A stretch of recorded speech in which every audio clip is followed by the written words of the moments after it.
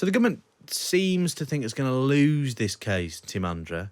But do you understand why they are, or do you appreciate or sympathise with them trying to defend the principle that actually private ministerial communications on WhatsApp, even if they're adjacent to the business of the day, should maybe remain private?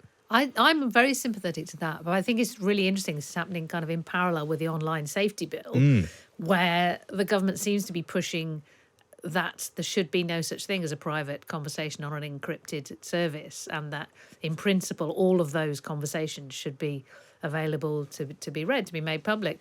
So I wonder whether the whole process of taking it to court was about trying to pin down when you should and shouldn't be able to access those messages in order to clarify it for the other reason. I mean, I do think that you have to have room for private conversations in life generally, and also in politics. I think there are conversations that people need to have off the record and say, well, look, I think you're pushing on this, and I think this is really misguided.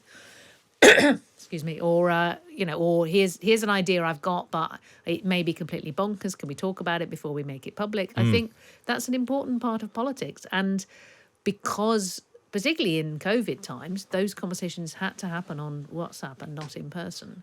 That's the interesting thing, isn't it? There is definitely a layer of speech in the workplace that's sort of between formal decision making and above sort of casual chat, isn't there, Jimmy? And I was saying to Matthew Parris yesterday, Times columnist, of course, who used to be considered MP and worked very closely with Margaret Thatcher in her private office, that in the old days, now imagine when you were working in Number 10, you'd have those conversations in the corridor, by the photocopier, in the gents, in the pub. You know what I mean? And now sort of WhatsApp means those sort of water cooler conversations, there's a permanent record of them, which must be quite scary.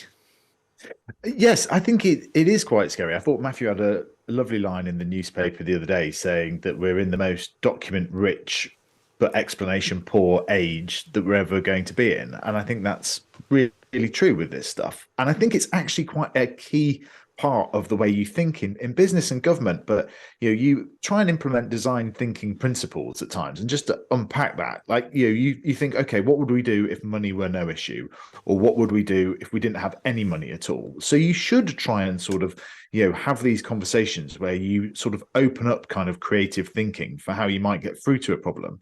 As Timandra says, that can sometimes mean that you might have some sort of slightly bizarre ideas that once they're then put on the front page of a newspaper look slightly ridiculous. But that is part of the process that you need to go through, particularly when you are dealing with something that hadn't happened in a century. And I think we sometimes forget that now, that we've all sort of, we've got much more used to what happened in the pandemic. But when this was first happening in March and April 2020, there was no playbook for how to handle this. So I am sympathetic to the idea that, these conversations shouldn't all be public. But I do think it is, with the modern advances of technology, it's a problem that we're going to talk about many times.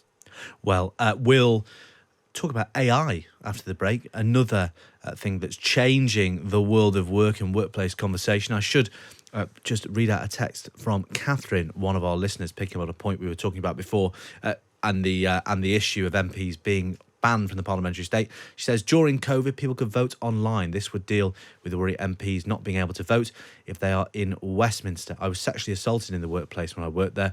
Old school, so I never said anything. I was scared I would see my attacker again and had to avoid him. Safeguarding matters. So real range of opinion in response to that story on the front page this morning's Times about miscreant, or alleged miscreant MPs, I should say.